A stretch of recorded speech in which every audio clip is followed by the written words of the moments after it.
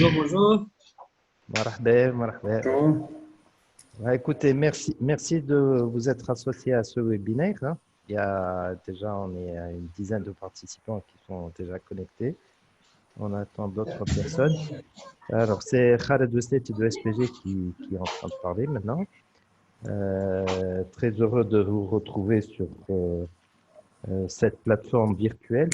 Malheureusement, on n'a pas beaucoup l'occasion ces derniers temps de se voir en direct, vu la situation, mais n'empêche que on essaye de maintenir tant bien que mal.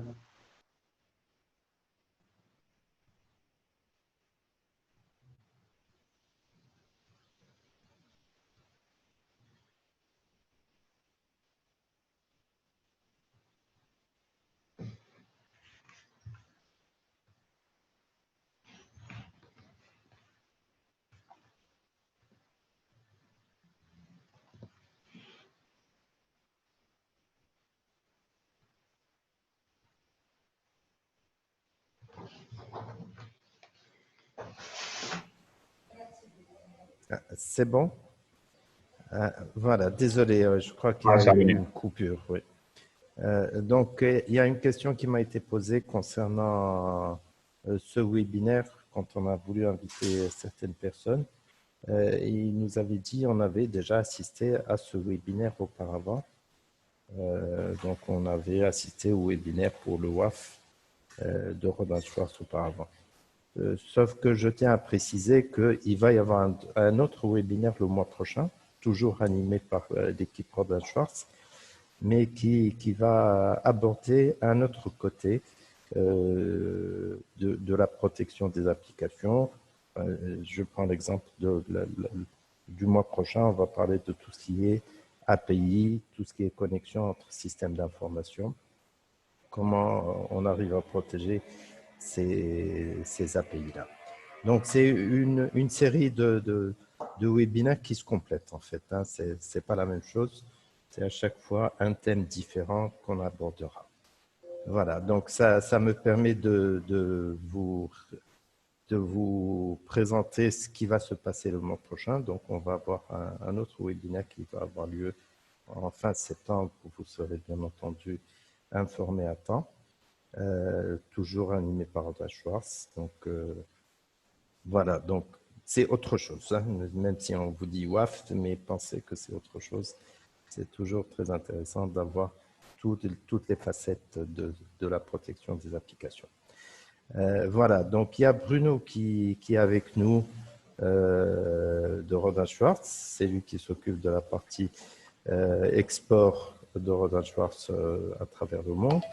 Et Rida qui va animer cette présentation. C'est l'expert technique aujourd'hui qui va nous présenter, qui va animer ce webinaire. Voilà. Merci encore une fois de vous être associés à nous. Et je te donne la parole, Bruno. Alors, bonjour à tout le monde. Merci Khaled de ton introduction. Donc, comme le précisait Khaled, aujourd'hui, nous avons lancé avec SPG une série de webinaires mensuels pour vous présenter nos différentes technologies. Et comme précisé également, tous les mois, nous avons un thème différent, mais qui est toujours des thématiques autour de la sécurité des applications web, des applications mobiles aussi. Et le prochain webinaire de septembre sera, lui, dédié à la sécurité des applications des web services, donc des nouveaux protocoles utilisés dans les environnements plutôt complexes, plutôt dans les échanges applicatifs machine to machine, qui sont de plus en plus présents dans les échanges au travers du web. Et aujourd'hui, 80% du trafic Internet comprend des flux constitués de web services. Donc ça sera l'objet de notre prochain webinaire. Tous les thèmes que nous abordons mensuellement au travers d'SPG sont des thématiques qui se complètent, qui restent indépendantes les unes des autres. Donc on peut avoir, comme aujourd'hui, comme va vous le présenter Rida, qui est notre expert tunisien, Donc, vous avez un patriote présent dans la session qui va vous expliquer aujourd'hui les intérêts du WAF, pour Web Application Firewall, mais également du WAM pour Web Access Management, et qui est un module qui permet de faire de l'authentification forte. Donc, chacun de ces webinars est indépendant les uns des autres, mais tous les produits de la gamme Rohde & Schwarz se complètent et permettent d'élargir le brick de la sécurité autour des applications. Juste un petit mot pour ne pas se perdre dans l'explication, c'est juste que si Rohde & Schwarz Cyber Security est un nom nouveau pour certains d'entre vous, c'est que cette société européenne a racheté un acteur que vous connaissiez peut-être déjà qui s'appelait Denial. Donc sur le marché de la Tunisie, moi comme Rida étions déjà présents au travers de la société Denial et nous avions déjà de nombreuses références. Donc aujourd'hui, cette société a été rachetée. Voilà, juste cette petite introduction.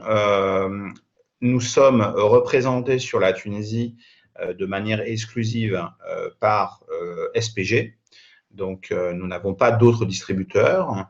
Et aujourd'hui, toutes vos demandes doivent passer par Raled, même si pour des sujets techniques, commerciaux, pour faire des WebEx particulières, on est à votre entière disposition et on est dans une relation tripartite. Voilà, c'était ma petite contribution de la matinée. Je laisse la main à Rida qui va vous expliquer aujourd'hui quels sont les intérêts pour vous, les entreprises tunisiennes, d'avoir une solution de sécurité applicative, ce qui aujourd'hui, en termes de cybersécurité, lorsqu'on regarde les chiffres, est quasiment un prérequis pour pouvoir avoir des applications sur le web. Écoutez, Rida, je te prends la main là sur les quelques slides commerciaux. Donc, nous sommes un groupe aujourd'hui qui a, comme indiqué sur la partie cybersécurité, plus de 25 ans d'expérience. On a des centaines de clients dans le monde qui ont fait le choix de nos solutions. Nous sommes intégrés à un groupe présent dans 70 pays avec plus de 11 000 collaborateurs, 2 milliards d'euros de chiffre d'affaires, donc un groupe pérenne pour vous accompagner dans la durée. Nous ne sommes pas une société qui va disparaître demain matin.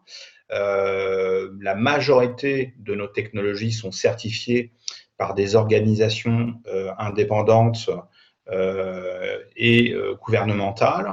Donc, les produits qu'on va vous présenter aujourd'hui sont certifiés par l'ANSSI, l'Agence nationale de sécurité du système d'information en France, et étaient également utilisés par l'ANSSI tunisien il y a encore quelques années, avant les derniers, on va dire, les derniers événements, et donc pour sécuriser les applications de l'ANSSI tunisien. Reconnu bien sûr par de nombreux analystes et sociétés spécialisées justement dans le développement des offres de sécurité au niveau mondial. Et donc aujourd'hui, on commercialise nos solutions en Europe, bien entendu, dans les pays nordiques, beaucoup en Allemagne puisqu'on a des gros bureaux, en Afrique du Nord, en Afrique de l'Ouest de plus en plus, en Asie, on a de plus en plus de références sur le marché asiatique, en Inde, aux US, au Canada. Donc, on est aujourd'hui un acteur incontournable. Un élément qu'il faut que vous reteniez, que je mets beaucoup en avant lors des rendez-vous, c'est qu'il est important pour les sociétés aujourd'hui de faire des ruptures technologiques. Donc, bien sûr, aujourd'hui, on a une infrastructure LAN WAN qui est en Cisco. Si elle n'est pas en Cisco, elle peut être en Juniper. Si elle n'est pas en Juniper, elle est en Huawei. On a différents acteurs du marché. On a des solutions de sécurité qui sont pour beaucoup souvent américaines. On trouve aussi bien sûr une part de marché chez les Israéliens. On a les Russes, on a les Chinois. Mais le fait d'avoir sur la brique sécurité une alternative technologique, une alternative européenne validée, certifiée par des agences européennes, vous offre une garantie complémentaire par rapport à un firewall classique que vous pourriez acquérir aujourd'hui.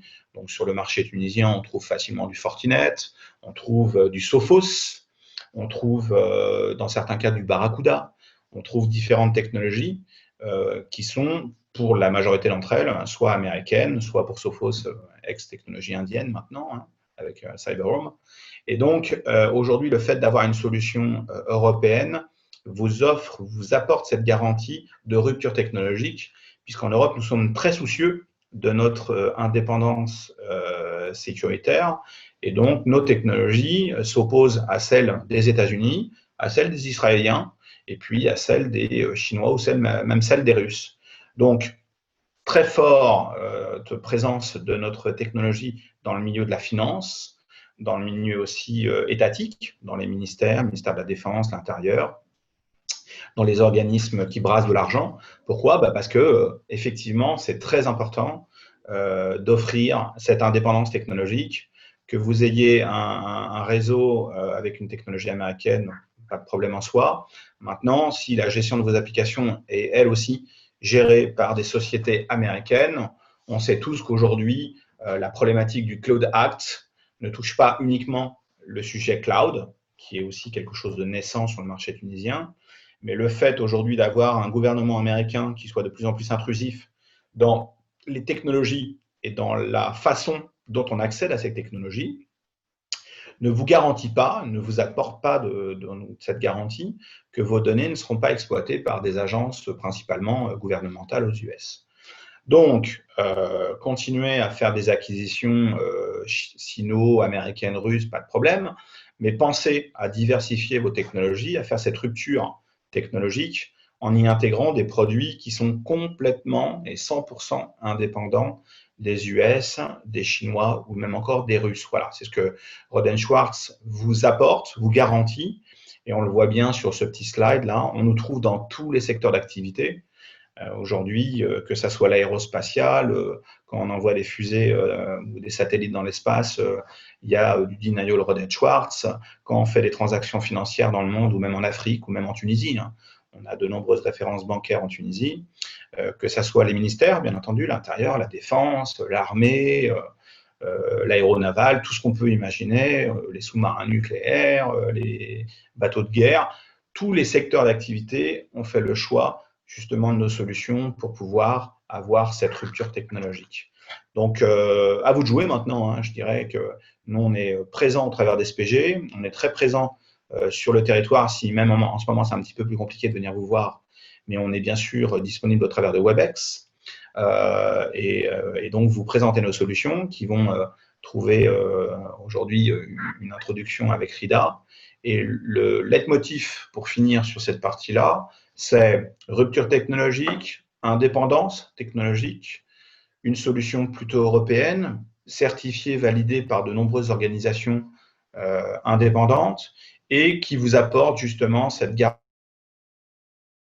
que vous bien sécurisez, puisque nous sommes un acteur présent sur ce marché-là depuis plus de 25 ans maintenant et que nous avons des références partout dans le monde sur tous les secteurs. Donc, avec grand plaisir pour vous accompagner. Nous serons là contre les actuels éditeurs que vous connaissez, les Fortinet, les F5, les Barracuda, les Sophos. Et donc, on a vraiment une carte à jouer. Et le leitmotiv pour finir, c'est la facilité d'administration, la stratégie et la politique d'exploitation et d'administrabilité de la solution que RIDA va vous présenter. Voilà, merci à tous. Je te laisse la main, RIDA.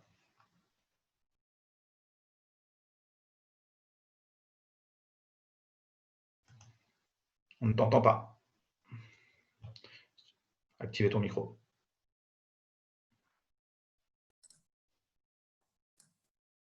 Merci Bruno pour cette introduction.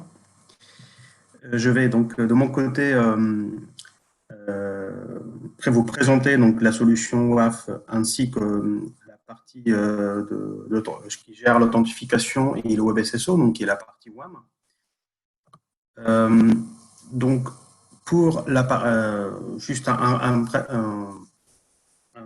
résumé des différentes solutions dans le domaine de la sécurité applicative. Donc, nous, dans la division Rohde & Schwarz Cybersécurité, donc on s'occupe de la sécurité des applications web, que ce soit on-premise ou dans le cloud. Ce produit de sécurité, donc, il se décline en différentes plateformes sur différentes options. Donc, cette solution, elle peut être installée on-premise, elle peut être installée en VM. Elle peut être aussi à présent dans un cloud souverain ou un cloud public, tel que AWS, Amazon, Azure ou Google, GCP. Pour gérer ou sécuriser une application web, on a besoin donc d'un module de sécurité applicative qui sera activé avec le WAF. Ce module de sécurité applicative, il va permettre de sécuriser l'accès aux applications ou sécuriser toutes les transactions web qui sont échangées entre un navigateur ou un utilisateur ou un smartphone et le serveur web. Bien évidemment, on va gérer tous les accès des utilisateurs, que ce soit des utilisateurs classiques ou aussi des robots qui peuvent servir au référencement des sites web, mais on peut trouver, donc ça c'est des robots classiques ou des robots sains, mais on peut aussi être confronté à des robots donc, qui sont malicieux, qui essaient de pomper le contenu du site ou qui essaient de récupérer des données qu'on ne souhaite pas partager. Et dans ce cas-là, en fait, on a un module qui va permettre de bloquer ce type d'accès. Bien évidemment, on a un module qui va permettre de gérer la réputation des utilisateurs. Donc, les utilisateurs, ils sont identifiés soit par une adresse IP, soit par un ID de session qu'on va pouvoir par la suite l'utiliser pour pouvoir traquer le comportement de l'utilisateur et lui bloquer l'accès en cas de comportement malicieux. Et donc pour un module spécifique qui va gérer tous les web services, donc que ce soit pour les échanges machine to machine ou les échanges entre une application mobile et notre serveur web, qui lui se comporte comme un serveur de web service. On va mettre en place en fait une sécurité spécifique et ça sera l'objet de notre prochain webinaire qui est prévu le mois prochain. Et on va aussi, donc pour la partie module WAM, gérer les autorisations et l'accès au site web. Donc pour accéder à une application, bien évidemment, ça peut être une application grand public, accessible à tout le monde, donc n'importe quel utilisateur qui accède à Internet en tapant l'URL de votre site, il va pouvoir accéder aux ressources du site, mais bien évidemment, on peut trouver des applications avec un système d'autorisation ou de gestion d'accès, que ce soit sur l'intégralité du site ou sur une partie du site. On peut gérer donc ces accès et ces autorisations grâce au module WAM qui est présent au niveau du WAF et qui va permettre donc de gérer les autorisations d'accès et sur l'application. Et bien évidemment, avec un système de WebSSO. Donc, si on a un ensemble d'applications, on peut le gérer de façon centralisée avec une seule authentification unique qui est gérée par le WAF. Tout ça, l'avantage de tout ça, c'est que tout est géré sur une plateforme commune. Bien évidemment, on peut activer le module WAF, le module de web service ou le module WAM indépendamment. On peut acheter uniquement le module WAM parce que on souhaite gérer l'authentification et l'autorisation. On peut activer que le module de licence WAF et on peut aussi activer indépendamment le module de web service. Tout ça, donc ça tourne sur la même plateforme. Il n'y a que la clé de licence qui va permettre d'activer ou de désactiver les différents modules. Donc tout ça fonctionne que ce soit on-premise ou chez un hébergeur sous forme de VM. On a un module aussi, un service différent qui est présent dans le cloud, qui va fournir la fonction WAF en mode service. Et donc un produit différent en fait qui va s'occuper de chiffrement des données non structurées qu'on peut trouver sur le cloud. Et donc ça serait l'objet d'un autre webinaire qui est prévu ultérieurement. Pour la partie protection des applications mobiles, on a un partenariat technologique avec Radio qui va permettre donc de chiffrer ou contrôler l'utilisation d'une application mobile. Et donc, notre focus aujourd'hui, c'est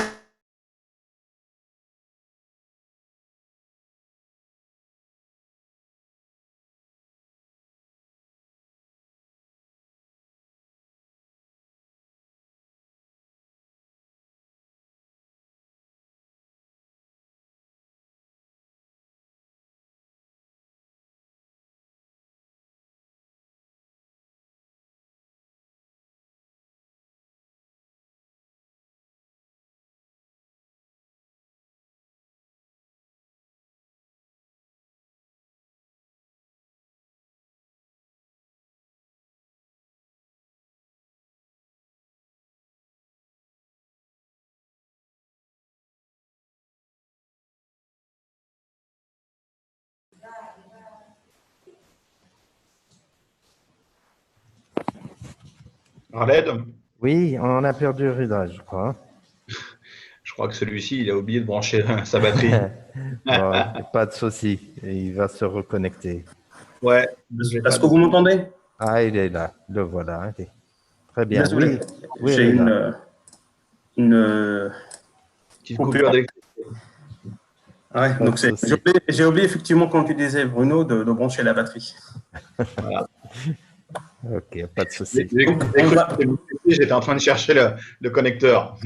C'est bien ça, c'est exactement ce qui s'est passé. Ok, je te laisse.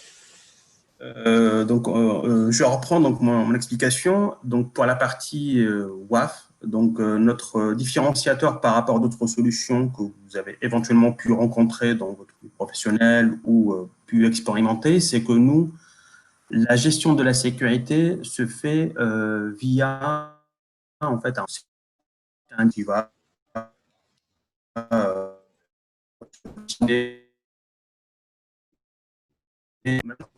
une politique de sécurité qu'on peut mettre en place pour sécuriser l'application.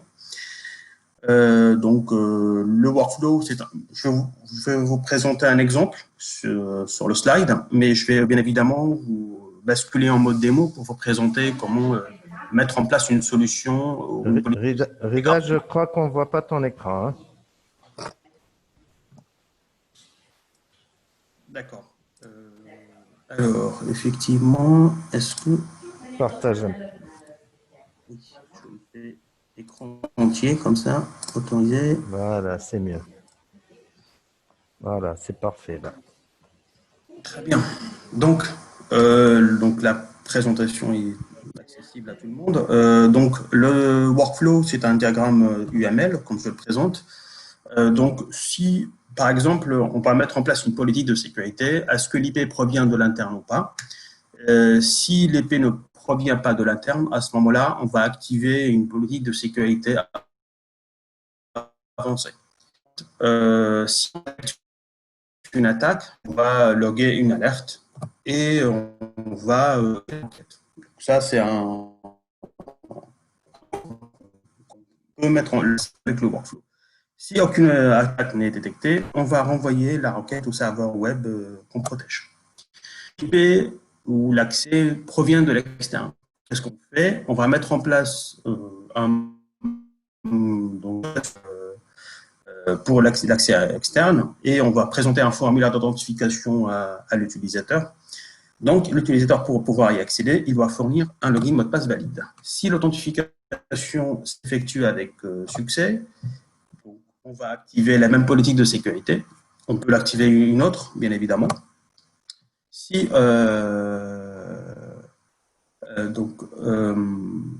l'authentification c'est bien passé, on va activer un moteur de sécurité standard. Si l'authentification n'est pas passée, on va activer une politique de sécurité avancée. Et ensuite, si on détecte une attaque, bien évidemment, dans ce cas de figure, comme on est authentifié, on est en train de valider la politique de sécurité en cas de faux positif. En cas de détection d'attaque, on est en mode non bloquant. C'est-à-dire qu'on va laisser passer la requête, elle va être enregistrée et par la suite, on va pouvoir traiter en faux positif. Donc ça, c'est un exemple de workflow qu'on peut dessiner dans un tableau. Et on peut l'implémenter très facilement avec notre solution. Je vais vous présenter. Donc, je vais me connecter à l'interface d'administration du WAF pour vous montrer comme, bien évidemment, qu'on peut mettre en place très facilement une politique de sécurité en implémentant le même workflow. L'avantage ici, c'est que nous, on peut présenter des workflows prédéfinis qui sont adaptés à différentes use cases. On met à disposition aussi dans notre espace de téléchargement d'autres exemples de workflows qui peuvent répondre à d'autres use cases. Mais déjà, quand on installe le produit, de base, on a un ensemble de workflows qui sont prédéfinis et qu'on peut utiliser. Je vais donc utiliser ce workflow par défaut, par exemple. Le WAF default, c'est un workflow qui ressemble à un traitement standard. Donc, certes, c'est le début de traitement du trafic. On va ensuite passer par un moteur de sécurité. Ensuite, on va passer par un moteur d'exception sur lequel on va gérer les différentes exceptions. Si une attaque est détectée, on va loguer une alerte. On va par la suite bloquer l'accès avec un message qu'on peut personnaliser et qui est renvoyé par le WAF. Donc, bien évidemment, ce message, le code de la page, il peut être personnalisé. Si aucune attaque détectée, on va accepter le trafic. Mais en plus de ça, on va analyser les réponses du serveur web pour pouvoir éventuellement masquer certaines informations, retirer certains headers HTTP qui peuvent donner des indications en attaquant sur la version du framework applicatif ou sur le type de serveur web qui tourne derrière. Donc ça, c'est un exemple de base. Bien évidemment, on peut l'alimenter avec d'autres briques de décision. Par exemple, là, je vais ajouter une brique décisionnelle avant de pouvoir analyser la sécurité de la requête qui est reçue par le WAF. On va vérifier est-ce que l'IP provient de l'interne ou pas. Donc, la même chose. Et pour cela, on va tout simplement identifier est-ce que l'adresse IP source match un critère bien défini. Par exemple, je vais préciser que si l'adresse IP commence par 192.168.1, on considère que c'est une requête qui provient de l'interne. Et dans ce cas de figure, on peut activer une politique de sécurité. Et cette politique de sécurité, elle peut être en fait différente de la deuxième. Je vais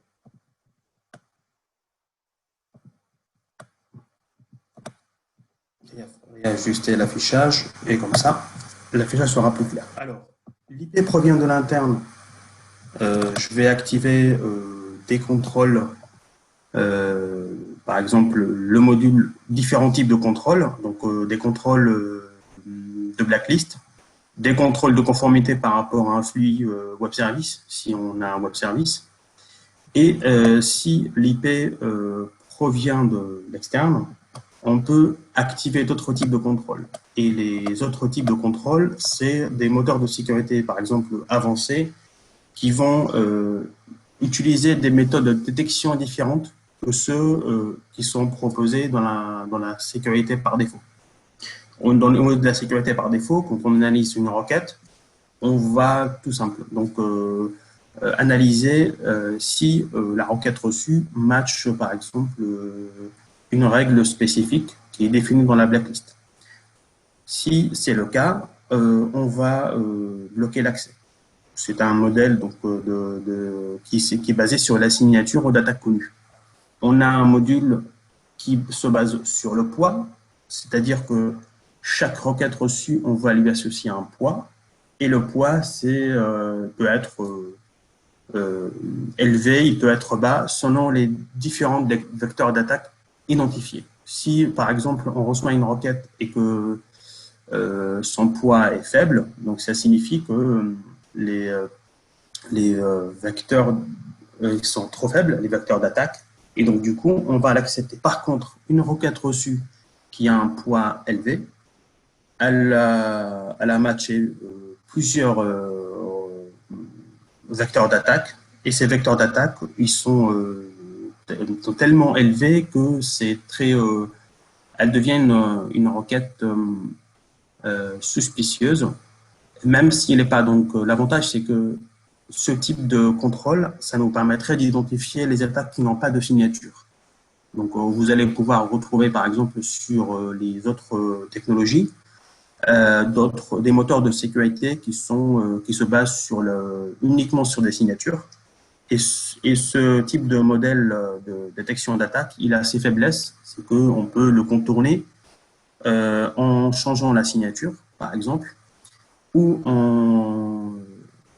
en ajoutant des commentaires au début ou à la fin. Donc, le fait de changer la signature, ça va éventuellement permettre de bypasser le système de contrôle par signature. Et on peut aussi retrouver des attaques qui n'ont pas de signature, qui ne sont pas référencées. Et c'est ce qu'on appelle aujourd'hui donc les zero day. Les zero day, c'est des attaques en fait qu'on ne peut pas bloquer avec le système de contrôle par blacklist, mais qu'on peut bloquer par exemple avec la scoring list. Et aussi, surtout, avec les moteurs de sécurité avancés, on est capable d'identifier ce type d'attaque, puisque en fait, on va mettre en place un système de détection différent au niveau des moteurs de sécurité avancés. On va, pour chaque requête reçue, analyser la partie sémantique de la requête reçue pour identifier si on est face à une attaque de type SQL injection ou de type XSS ou injection de commande ou passe traversale. Donc en fait, il y a une intelligence qui est installée au niveau des moteurs de sécurité qui va permettre de faire ces différents contrôles pour identifier les zero day. Et en termes, je pense que vous pouvez vous poser des questions, le fait d'activer ces ensembles de moteurs de sécurité, est-ce que ça a un impact sur la latence? Et la réponse est non, puisque en fait, la latence générée par l'activation de l'ensemble des moteurs de sécurité, elle se compte en millisecondes. Donc en millisecondes, c'est au niveau perception des utilisateurs finaux, quand ils affichent, quand ils accèdent à votre site ou qu'ils naviguent sur votre application, ils ne vont pas s'en apercevoir. Et donc, est-ce que je proviens de l'interne ou de l'externe? J'applique des politiques de sécurité différentes, plus strictes ou moins strictes. En cas de détection d'attaque, je log une alerte, je renvoie une réponse. Si aucune attaque n'est détectée, ben, je vais accepter la requête. Donc, bien évidemment, on peut activer le mode non bloquant pour tout le monde. Donc, je suis en phase d'intégration d'une application. Je suis en mode non bloquant et bien évidemment, je souhaite mettre en place un contrôle spécifique et dans ce cas-là, IP si je suis en train de faire des tests, je peux très bien faire des contrôles par rapport à une adresse IP ou d'autres critères. Et dans ce cas de figure, je peux uniquement pour certaines adresses IP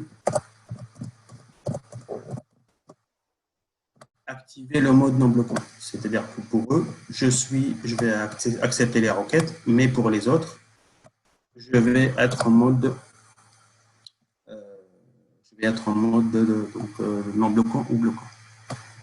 Et donc, vous voyez en fait comment on modifie le workflow. C'est très facile à appréhender, à le mettre en place. Et donc, cela fait la force de notre produit.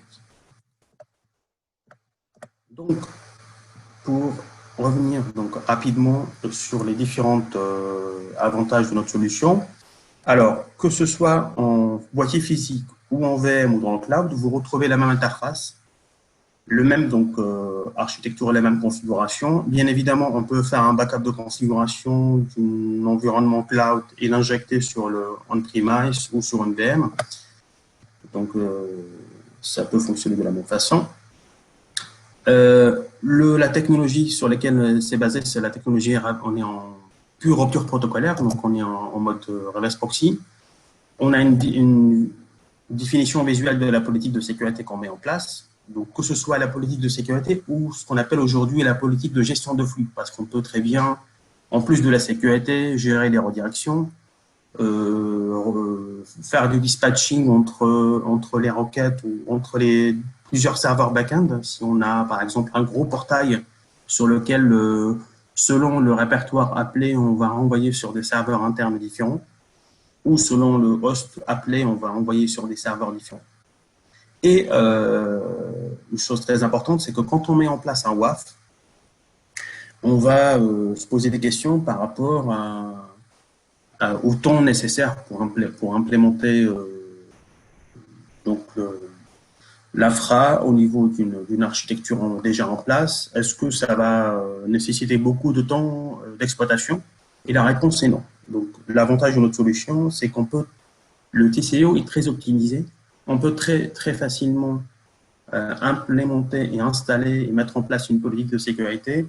On peut l'adapter, on peut le changer avec le minimum d'impact pour vos utilisateurs, puisqu'on peut adapter la configuration et le fonctionnement. En cas de nouvelle version ou d'évolution de la politique de sécurité, on peut maintenir l'existante en mode bloquant et intégrer une nouvelle en mode non bloquant. Donc ça, c'est très facile à mettre en place avec le workflow. Et bien évidemment, on a un cursus de formation qu'on propose qui est certifiante sur notre solution, qui va vous permettre donc d'appréhender la solution très facilement. Ou un système de transfert de compétences lors de l'intégration de la solution qui va vous permettre aussi de monter en compétences très rapidement. Et surtout, au niveau quand vous mettez en place une politique de sécurité, le plus de temps que vous passez à faire, c'est la gestion de faux positifs. Sur d'autres solutions, on a eu l'expérience ou le retour des clients comme quoi donc, ils ont mis en place une politique de sécurité, mais ils ont fait un rollback ou ils l'ont peut-être activé en mode non bloquant parce qu'il y a trop de faux positifs. Et l'avantage de notre solution, c'est que le taux de faux positifs est très faible. Bien évidemment, avec le workflow, on peut très facilement, je vais vous montrer après, comment gérer les faux positifs, comment mettre en place une rusting qui va vous permettre en fait d'adapter les exceptions selon différents contextes. Et bien évidemment, on peut très bien mettre en place un système qui va être plutôt statique en termes de gestion de la sécurité. Donc, on va mettre en place une sécurité pour l'ensemble des utilisateurs. Mais bien évidemment, on peut adapter la sécurité selon la réputation de l'adresse IP. Donc, bien évidemment, ça, c'est dans le cas où on met à disposition une application et cette application, on va selon les accès depuis l'externe, est-ce qu'on accède depuis une IP locale en Tunisie ou depuis l'étranger, ou est-ce que l'adresse IP elle a une réputation faible ou élevée, et selon ce critère-là, on va ajuster la sécurité en place.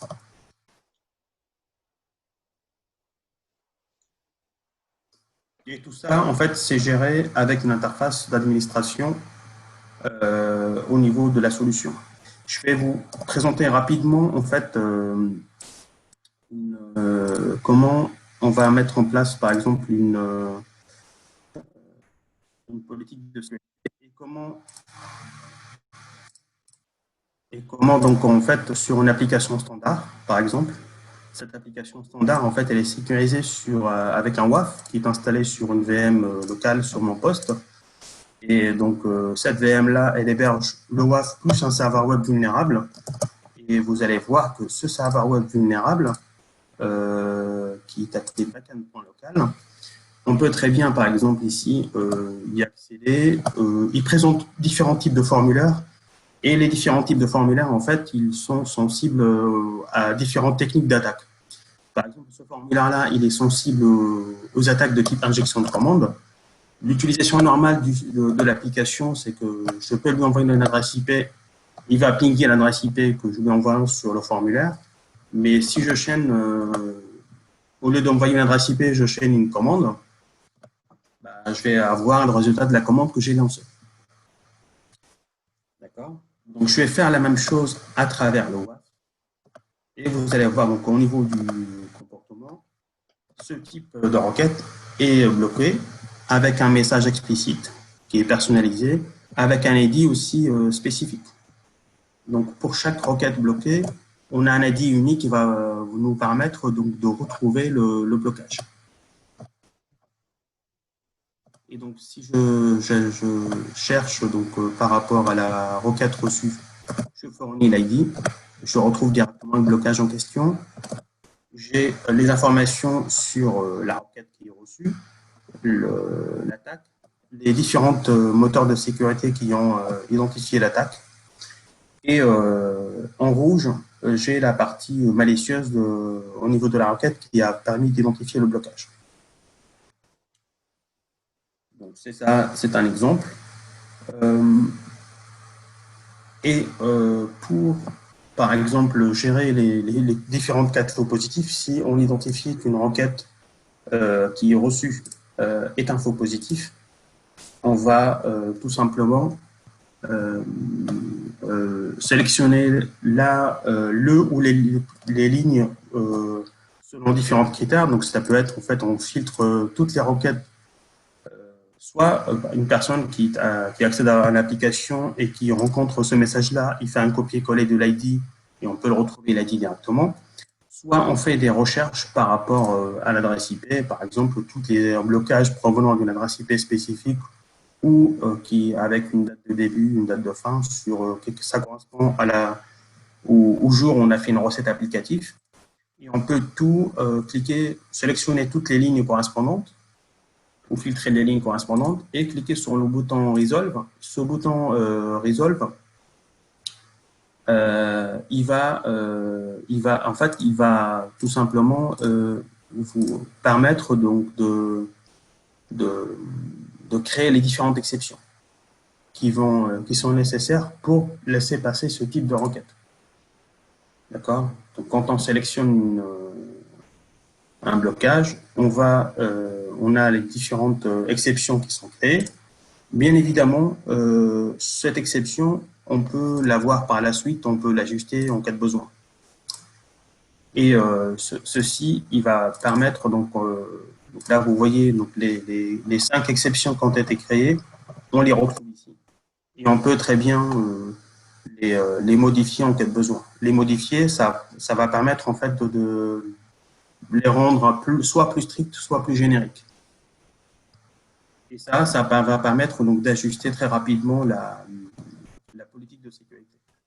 Et autre chose, c'est qu'une fois qu'on a créé une exception, on peut rejouer la requête. On ne va pas demander à l'utilisateur de tester, mais on va tout simplement rejouer la requête. On va vérifier au niveau de la colonne expected que l'exception a été traitée avec succès. Et donc ça nous permettrait d'économiser beaucoup de temps sur l'exploitation, sur la mise en place d'une politique de sécurité. Donc,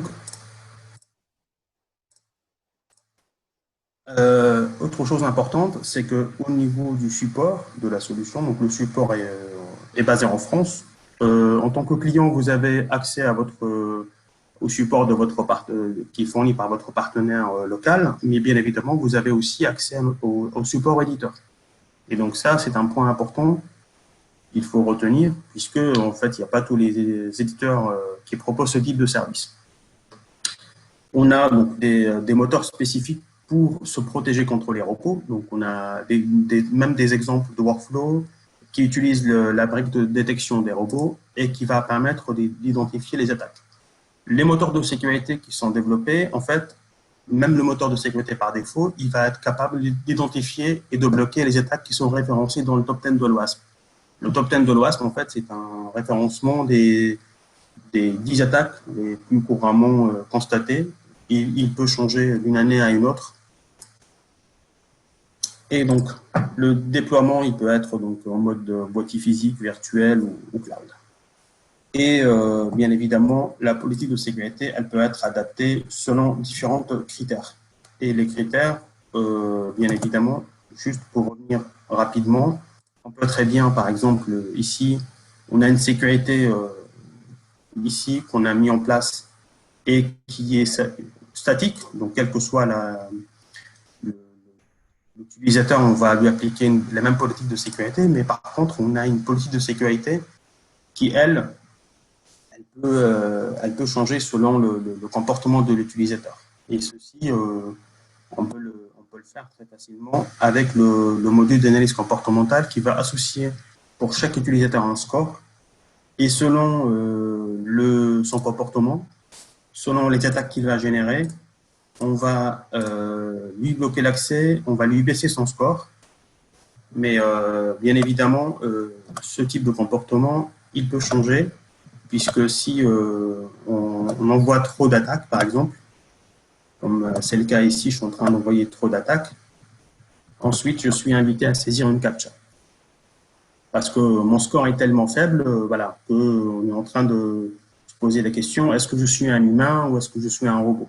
Et donc, tant que je n'ai pas réussi à saisir le captcha, bah, je serai toujours bloqué, je ne peux pas accéder au site. Et donc, quand je suis autorisé à accéder au site, le tag captcha il a changé de couleur et je suis à nouveau autorisé à accéder. Mais si je continue à envoyer des attaques, vous allez voir donc par la suite que je vais être bientôt blacklisté, puisque j'ai envoyé trop d'attaques et je ne suis pas en fait un robot. Voilà, donc là, j'ai envoyé trop d'attaques et je ne suis plus autorisé à accéder au site pendant 60 secondes. Bien évidemment, ce type de configuration, il est paramétrable et on peut très bien ajuster le comportement et le fonctionnement du moteur de sécurité.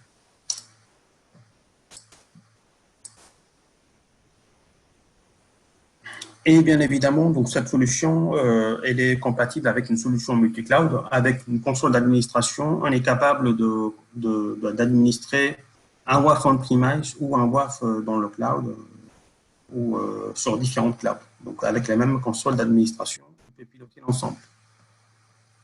Le WAF ou la configuration du WAF, elle peut être faite soit via la console d'administration, mais bien évidemment, on a une API qui va permettre donc de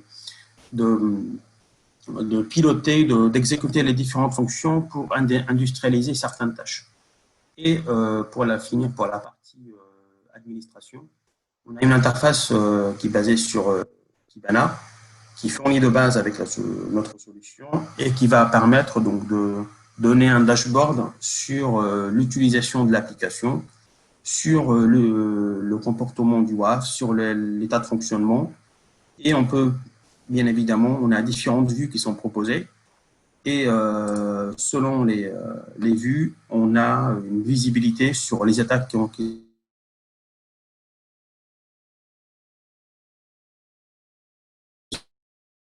sont remontés. Et on peut aussi générer des rapports PDF qu'on peut automatiser la création et l'envoi par mail afin de suivre le comportement de l'application.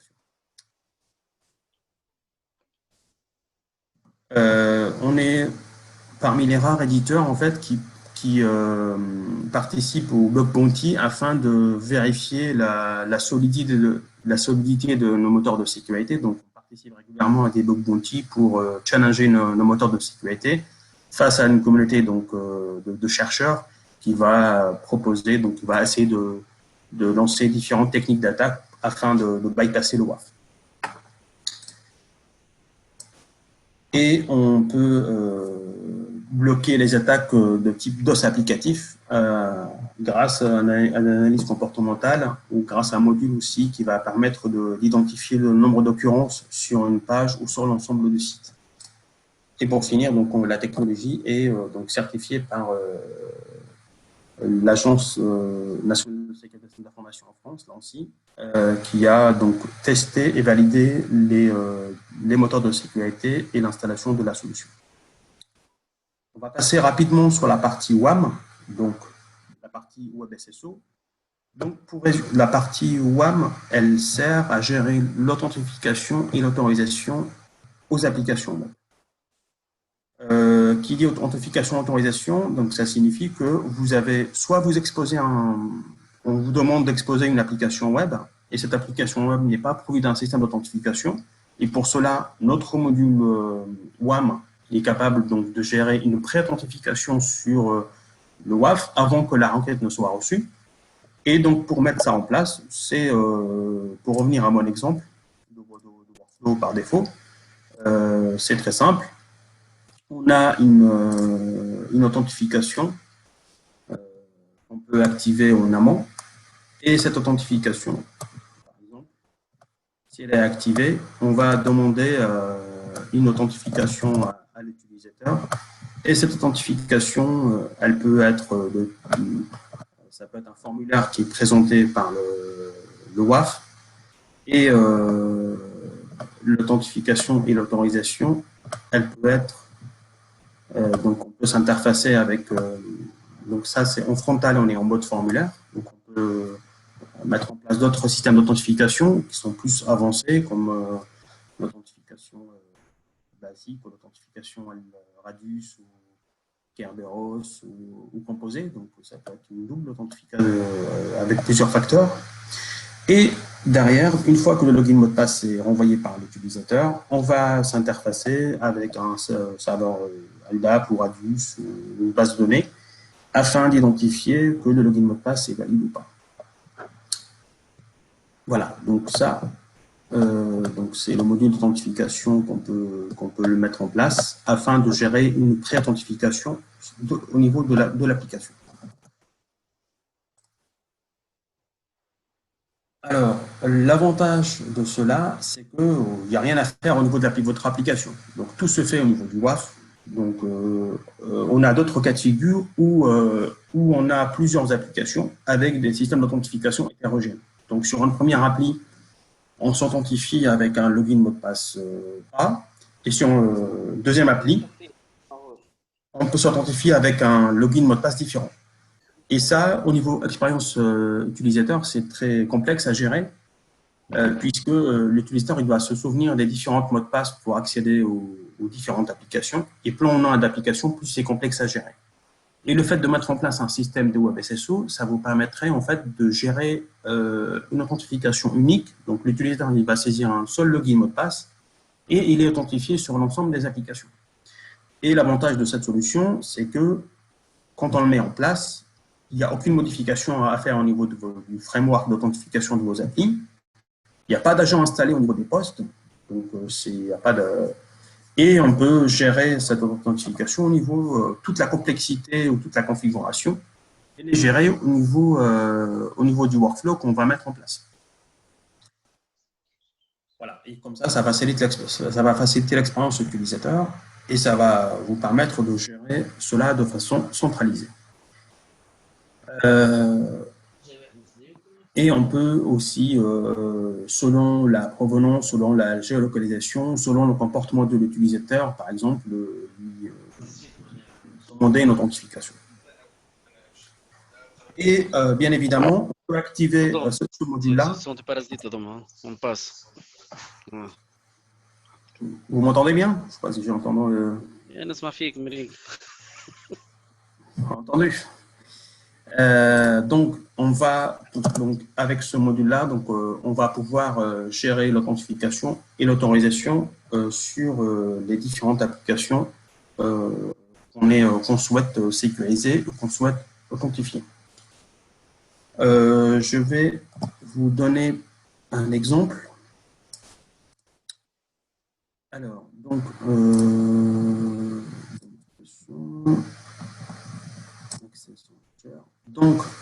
cet premier exemple, en fait, c'est avec une authentification qui est gérée au niveau local. Donc, c'est-à-dire qu'au niveau du WAF, on peut implémenter un système d'authentification et les différentes logins mots de passe, ils sont stockés au niveau WAF, au niveau d'une base de données locale sur le WAF. Ça, c'est dans le cas où on n'a pas d'Active Directory ou pour gérer, par exemple, une application en pré-prod. On souhaite renforcer l'accès puisque cette application qui est exposée sur Internet, mais qui n'est pas tout à fait finalisée parce qu'elle est en pré-prod, il y a un gros risque puisque la probabilité qu'il y ait des failles, elle est très importante. Mais donc, pour pouvoir y accéder, on va renforcer l'accès avec une authentification. Et donc, quand on accède donc sur cette application, il y a un formulaire qui est exposé. Donc, on va fournir le login mot de passe. Et donc, on a une confirmation que le mot de passe a été saisi avec succès et on est directement authentifié sur l'application. Et donc, quand on se délogue, on peut très bien se déloguer automatiquement du WebSSO. Et donc c'est un single logout qu'on appelle. Et on peut très bien le configurer pour ne pas se déléguer dans l'ensemble des applications. Mais on peut gérer l'autorisation aussi, puisque avec ce login mot de passe, je suis autorisé à accéder aux différentes applications. Donc c'est les mêmes, mais c'est juste la couleur qui va changer. Donc application 1 et application 2, j'y accède directement avec l'authentification unique. On a un autre cas de figure où on souhaite, on utilise une authentification avec un LDAP. Donc pour accéder à l'application 1, donc on va saisir un login mot de passe qui est stocké sur un serveur LDAP, le login mot de passe. Donc pour pouvoir y accéder, donc le WAF va interroger le serveur LDAP. Je suis avec le login LDAP 1 et le mot de passe associé, je suis autorisé à accéder à l'application 1, mais je ne suis pas autorisé à accéder à l'application 2.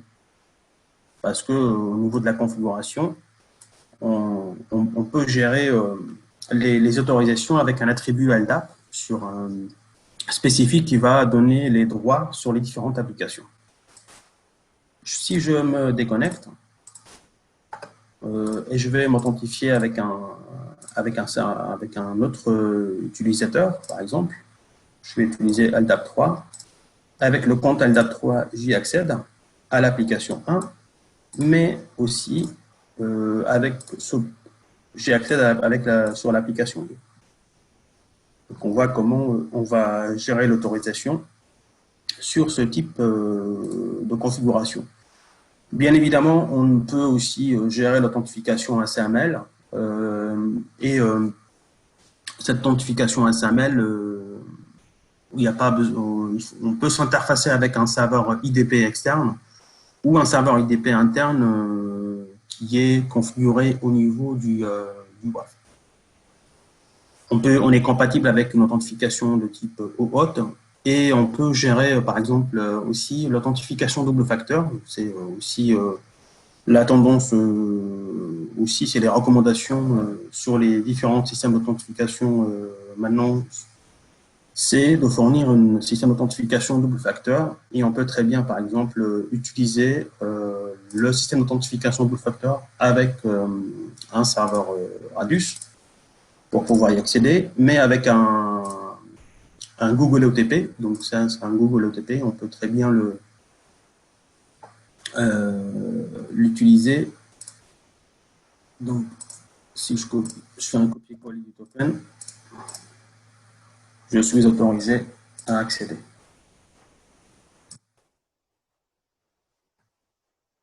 Donc ça, on peut très bien le mettre en place avec notre solution WAF afin de gérer l'authentification double facteur, mais aussi on peut très bien le gérer avec l'authentification par certificat client. Si on fait une authentification par certificat client, avec le DN du certificat ou avec le certificat entier, on peut le forwarder au serveur interne et on peut gérer les autorisations de cette façon.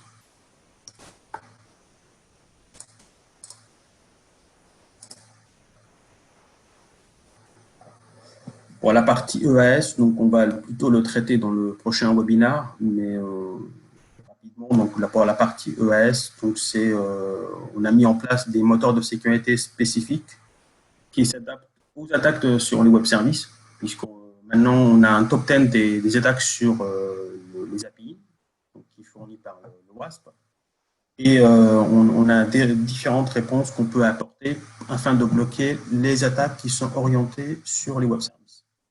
Et juste pour donner Une précision, c'est que maintenant, on a de plus en plus d'applications qui sont full web service, on y accède uniquement grâce à des web services, puisque maintenant, c'est la nouvelle génération des applications. Toutes les applications mobiles, c'est des web services aussi. Et donc, ce type de technologie, en fait, il est sensible à différentes techniques d'attaque qui sont différentes des applications web classiques. Et nous, on va y répondre avec différents types de réponses et de solutions et d'implémentation selon le type de web service qui est proposé.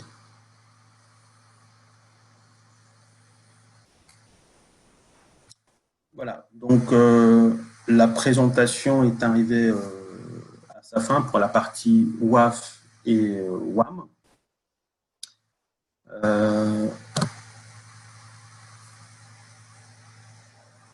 Paulo, je ne sais pas si de ton côté, tu souhaites éventuellement prendre la main. Ouais, je suis là. Écoute, merci Rida pour toute cette petite présentation. Moi, j'ai encore appris des choses. Donc, j'arrive toujours à chaque présentation à faire évoluer mon niveau de compétences techniques. Je ne sais pas si on a fait la séance de questions-réponses là. Pas encore. C'est maintenant en fait. S'il y a des questions. Non. Je ne sais pas si Myriam ou Khaled, vous avez au niveau du chat peut-être des questions à laquelle on pourrait répondre. Donc, comme vous l'avez vu, on a une solution qui est très intuitive, très administrative. Donc, l'objectif, c'est de ne pas vous mettre à disposition un outil complexe dans la gestion de votre politique de sécurité, puisque bien sûr, plus c'est complexe, plus c'est difficile à maintenir au day-to-day. On a développé cet outil parce que aujourd'hui, dans la majorité de nos grands comptes, comme je disais en introduction, est très très présent dans le milieu des banques, dans le milieu des assurances, dans le milieu de la finance. Et ce sont des gens qui ont bien sûr un système d'information assez large à administrer au day-to-day. Et donc, un administrateur dans une banque en Europe, en Suisse, au Luxembourg ou en Tunisie, la personne ne peut pas passer 3 heures à modifier une politique de sécurité ou à vérifier son niveau de sécurité par rapport à une application développée par l'équipe de développement. Ou alors, on a fait un update de son serveur en front-end ou en back-end, et donc on doit faire un update de sa politique. C'est quelque chose qui doit se faire de manière intuitive et conviviale. C'est pour ça qu'on a développé un outil très, très graphique et administrable de manière simple par rapport à d'autres produits du marché. Donc, si vous avez des questions, je ne sais pas s'il y en a, je ne les ai pas vues. Myriam, est-ce que tu as quelques notes ? Non, il n'y a pas de question, mais je voulais revenir sur un point. C'est aujourd'hui, quelles sont nos références, que ce soit en local en Tunisie ou en France, et quelle est la cible d'utilisateurs, de clients potentiels aujourd'hui? C'est une question que tu me poses à moi, Khaled ? Oui, s'il te plaît, oui. Ouais. Alors, historiquement, il faut savoir que l'entreprise Dinayoul est une spin-off du groupe Société Générale. Donc, dans les années 2000, la société Dinayoul est un projet interne, même un petit peu avant 2000, est un projet interne au groupement Société Générale qui, je pense que tout le monde connaît un peu ce groupe européen. C'est une banque française mais internationale. Il y a des filiales, bien sûr, comme UBI en Tunisie. Donc, cette société avait la problématique de comment sécuriser ces applications qu'ils mettaient à l'époque sur Internet, ou même accessibles en interne au travers de nouveaux systèmes de communication. Je vous rappelle quand même que dans les années 96, 97, 98, l'Internet commençait à arriver dans les entreprises françaises ou européennes. Donc, à l'époque, la Société Générale a développé en interne une solution de sécurité applicative qui est aujourd'hui la solution, qui bien sûr 20 ans plus tard a évolué, mais qui est la solution qu'on vous propose. Et donc, la Société Générale a développé cette solution partout dans son groupe, dans ses filiales, en France, à l'international. On était présent dans plus de 30 pays du groupe Société Générale. Et lorsque la Société Générale a fini son développement, ils ont créé la société Dinayoul. Et la société Dinayoul a naturellement été voir toutes les grandes organisations financières. Donc, les sociétés européennes dans le marché de la finance ont très rapidement fait l'acquisition de ce type de produit pour sécuriser son environnement applicatif. Mais là où il y avait des banques, il y avait du denial. Donc, une fois qu'on a développé toutes nos solutions sur les grands groupes financiers français européens comme Banque Populaire, Caisse d'Épargne, Banque de France, Société Générale, BNP Paribas, on a été se développer en Suisse, là où bien sûr c'est le marché de la finance, et aussi sur le Luxembourg. Donc, une grosse partie de notre chiffre d'affaires dans le monde se fait dans le marché de la finance. Donc aujourd'hui, comme je disais, l'administrabilité, le côté convivial de l'interface graphique répond tout à fait à l'état d'esprit et à ce que les administrateurs dans le marché de la finance ont l'habitude d'avoir. Donc, forte prédominance de notre chiffre d'affaires dans le marché de la finance. Pas seulement, donc c'est le petit slide que tout à l'heure avait mis Rida. Si d'ailleurs tu peux remettre le slide, Rida, sur le deuxième ou troisième slide, sur nos références de manière générale. Une grosse, bien sûr, part de marché sur le monde de la finance, mais à côté, des clients sur le secteur public, sur le secteur industriel, sur le secteur du service. Donc aujourd'hui, lorsqu'on a lorsqu'on a aujourd'hui des interfaces web ou des interfaces web services ou des interfaces consultables avec des applications développées sur du mobile, on a besoin d'un WAF. Donc en réalité, aujourd'hui, on voit bien que tout le monde est concerné par la sécurité de ces applications. Mais il est vrai qu'en Tunisie, depuis plus de 10 ans maintenant, on a bien entendu développé beaucoup de nos références sur le marché de la finance parce que c'est là où on est le plus connu. Mais pas uniquement, puisqu'on voit bien que dans l'énergie,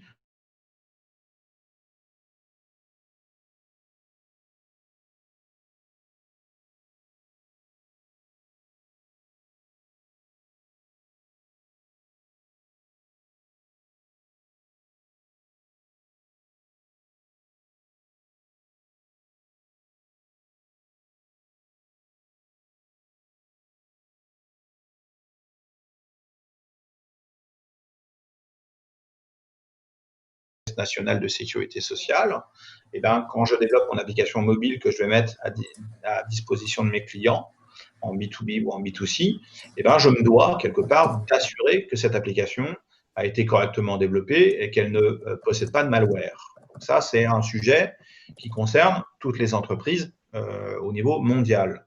Mais aujourd'hui, chez Denial Rohde & Schwarz, on a tout type de secteur et on a une forte prédominance avec le marché, bien sûr, bancaire, avec lequel aujourd'hui on continue à se développer et ça fait l'objet de nos principales références en Tunisie. Est-ce que j'ai répondu à la question, Khaled? Oui, parfaitement. Je crois que je n'ai pas de son. Je t'entends très bien, moi. Si, on t'entend. Ah, c'est très bien. OK, donc parfaitement. Voilà.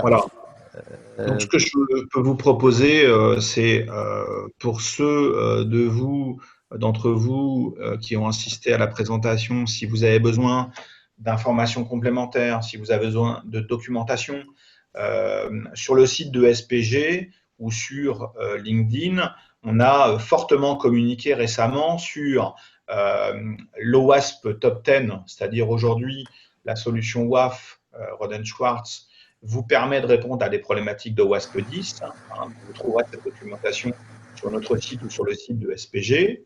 Idem, on a fait aussi un petit webinaire il y a un peu plus d'un mois sur la partie PCI DSS. Donc là, on est typiquement dans le cœur de métier du marché de la finance et des banques, puisque là, la certification PCI DSS est quasiment obligatoire pour communiquer sur d'autres systèmes bancaires. Et nous sommes complètement compliant avec cette certification PCI DSS. Comme vous pouvez voir aussi sur le petit slide en haut à gauche, on a aujourd'hui, on équipe la Banque centrale des États d'Afrique de l'Ouest parce que justement, c'est un groupement d'un peu plus de 110 banques sur le marché africain et qui était soucieux d'avoir une solution qui leur permettait bien sûr d'apporter de la sécurité des applications, mais aussi d'être compliance avec les audits PCI DSS. Donc là, c'est aussi fortement un leitmotiv chez nous. On a aussi développé un petit document que vous trouverez chez SPG sur les critères de choix d'un firewall applicatif web qui pourront vous aider aussi à préparer des futurs appels d'offres. Et puis, on a bien entendu de nombreuses références. Le mois prochain, on fait un webinar sur la partie web service, donc ce qu'on appelle les API, les API Gateway. Et là, c'est un sujet qui va être aussi un petit peu technique. Et c'est quelque chose qu'on a commencé à développer chez nos clients bancaires en Tunisie, parce que de plus en plus de banques tunisiennes ont bien sûr de l'interactivité avec des pays du Golfe ou avec d'autres pays africains ou des pays simplement européens. Cet échange interbancaire, ces flux applicatifs utilisent des nouveaux protocoles qui sont au-delà de l'HTTP, HTTPS classique que l'on connaît les uns les autres. Et là, on parle plutôt de flux JSON, REST, SAML, XML, SOAP. Et ça, on est vraiment dans des flux interapplicatifs. Et c'est quelque chose qui va fortement intéresser les clients actuels qui ont commencé à s'en équiper. On peut entre autres parler par exemple de Zitouna, qui a déjà mis une infrastructure en API, et donc de manière générale le milieu de la banque. Voilà. Donc on vous attend nombreux aussi le mois prochain pour cette petite présentation. Et si vous avez un sujet à part entière ou si vous avez plus de questions, on est bien entendu avec Khaled et avec Rida à votre entière disposition pour vous faire une WebEx dédiée le jour et à l'heure de votre choix, dans lesquelles plusieurs personnes d'un même client pourraient avoir des questions plus précises que ce qui a été abordé aujourd'hui et vous accompagner dans le choix de la solution que vous pourriez faire demain et même vous aider, bien sûr, à comprendre les différents éléments qui constitueraient votre appel d'offres. Voilà. Parfait. Très bien. Comme je vois qu'il n'y a pas d'autres questions, je pense qu'on va clôturer sur ça. Merci à tous ceux qui ont été présents avec nous. Merci à tout le monde. Rida, merci Bruno. Merci. Et à très bientôt, donc à la prochaine session. Allez, passez une bonne journée. Merci à tout le monde. Merci. Au revoir.